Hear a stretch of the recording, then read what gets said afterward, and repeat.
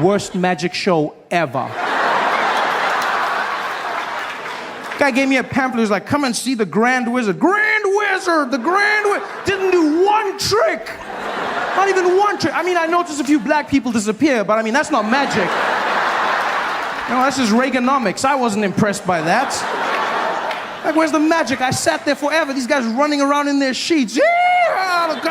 The KKK, as they're affectionately known. Has nobody bothered to tell them ever that you do not spell clan with a K?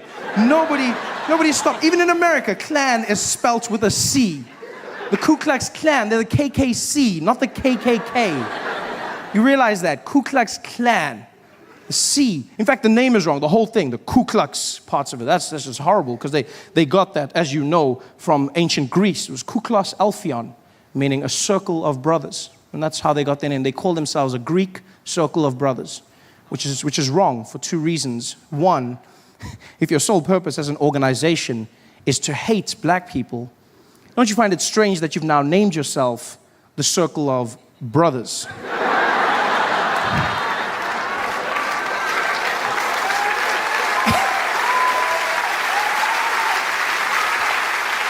And secondly, do they realize that in ancient Greece, circles of brothers were doing very different things with one another?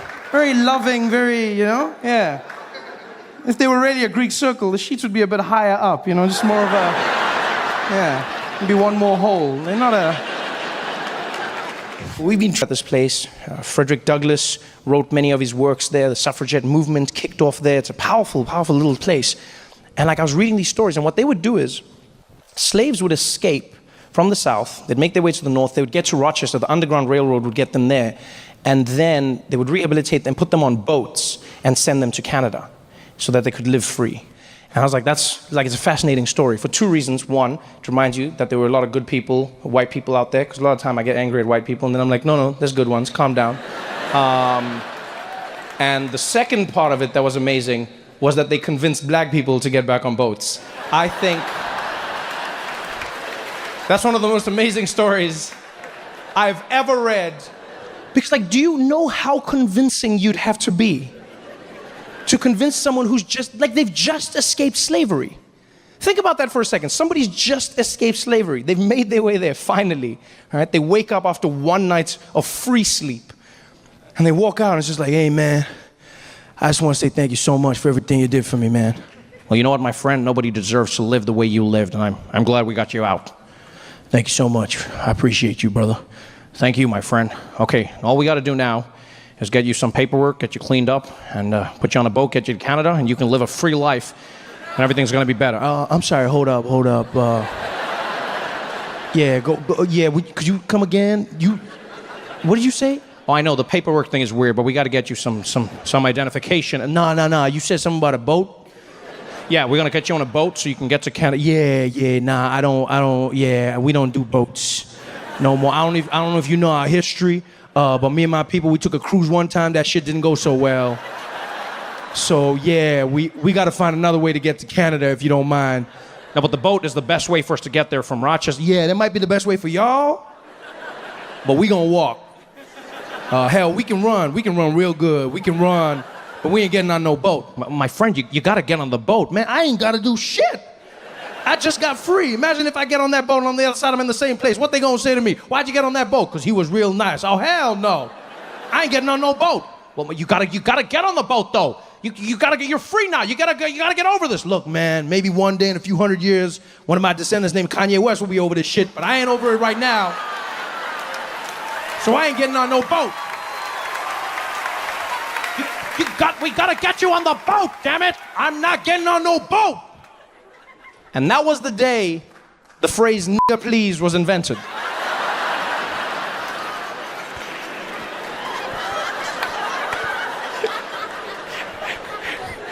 A white man turned and he's like, "Nigga please, I need you on that boat!"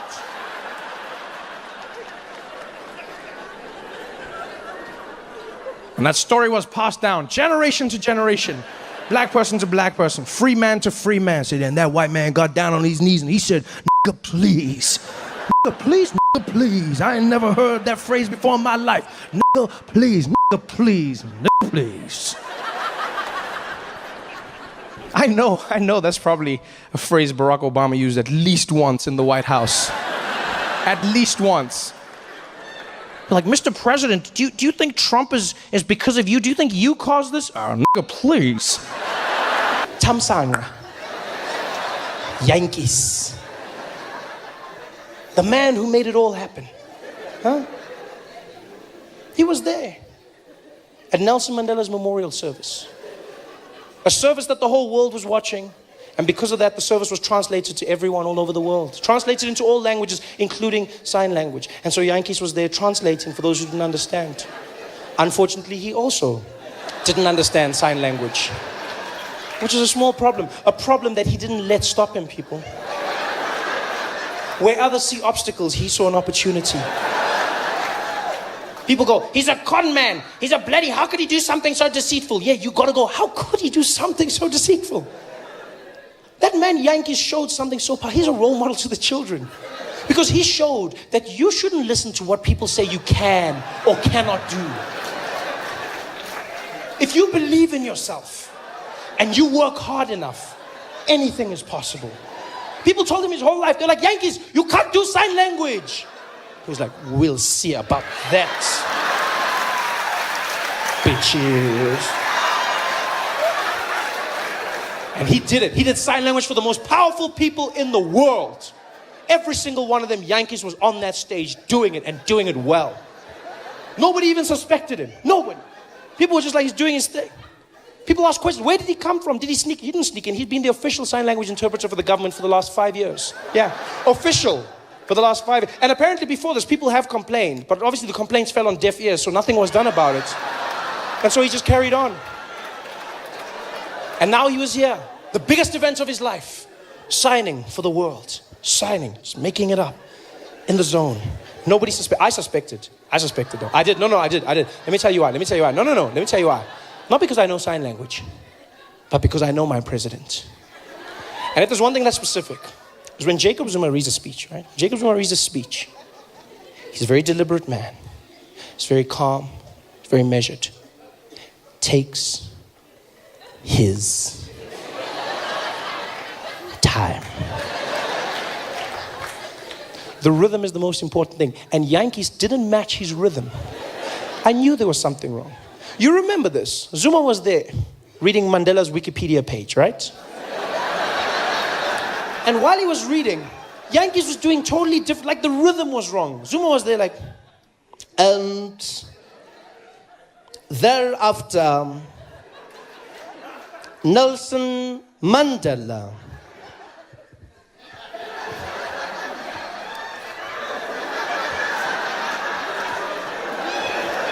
went to Robben Island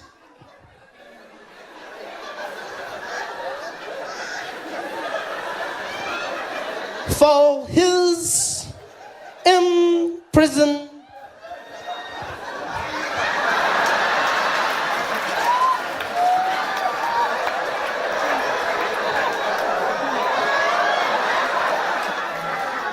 Term and to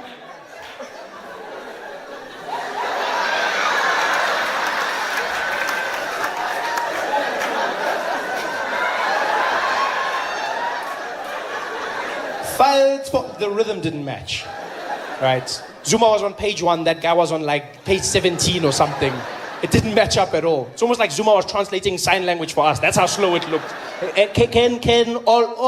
Sorry, I haven't practiced, guys. It didn't match up. None of it. But Yankees did it. He stayed there in the face of adversity and he fought. Yeah. He did sign language for everyone. We've got to ask ourselves questions as well as South Africans. We don't ask enough questions. For instance, did nobody think to ask him how he could speak every single language in the world? Every leader came from countries everywhere. They spoke in their language. Yankees translated for everyone.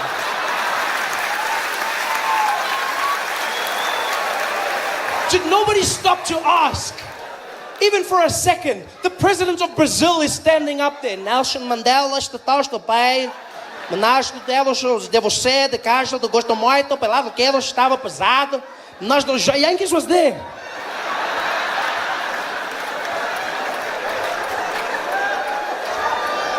Did no one say, hey, Yankees, you can speak Portuguese? I'm in the zone, Baba. I'm in the zone. I'm in the zone. Did nobody think to ask? He did sign language for everyone. The ambassador of China was up there. 가도시, 전도이 넬슨 만델라. 다도 입시fu, 다도 신주의 공부로 빠도시. Yankees was there on the side.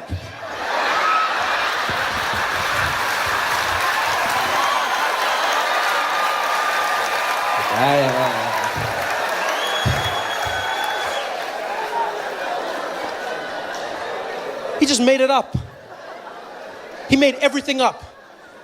And he did a great job at it. He did a great job. But then, like a true South African, he just, all the houses.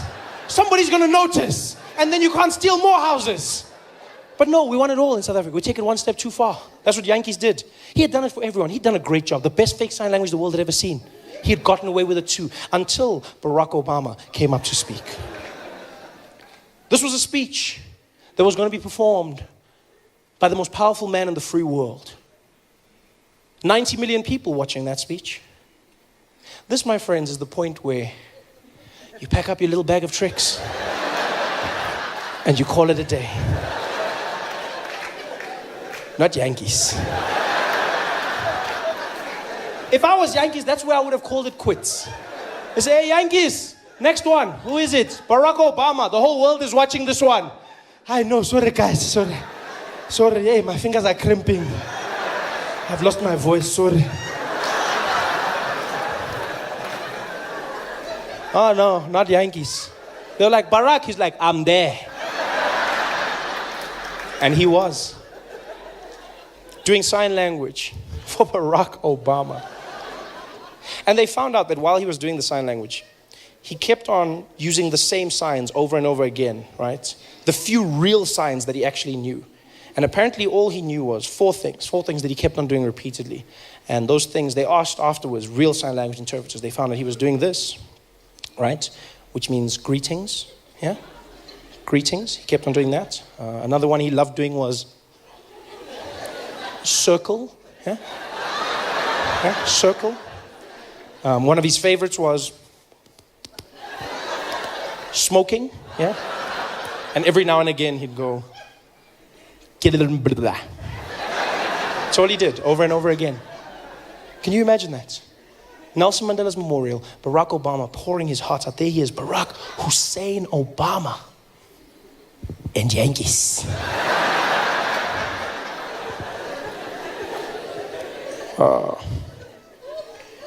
As Americans, Nelson Mandela's a man that showed that through peace, you could free not only the prisoner, but also the guard. Nelson Mandela's a man, he's beyond a man, he's a legacy. A legacy I could never aspire to be, but we can all look towards. And for me, Nelson Mandela showed that sometimes in life, you gotta go the hard way. You gotta say the things that matter. And always remember to do what counts. I could never be Nelson Mandela. Can you imagine how horrible it must have been for every single deaf person watching that speech? Imagine what it must have been like as a deaf person watching that at home, sitting there. That must have been the craziest thing they've ever seen in their lives. Deaf people just watching going, hello? Hello? What? Why is he talking about smoking? Why is he talking about smoking? I'm going to talk about Nelson Mandela. I'm talking about, talk about Nelson Mandela. What's wrong? Why is he talking about, what? Hello? Why did he? This is the worst speech ever. There's something wrong with this guy. Barack has a smoking problem. What the hell? Talk about Mandela. This guy, what's wrong with him? This is the worst speech. I can't listen anymore. This is horrible. This is horrible. Tell me when it's finished. I can't do this, man.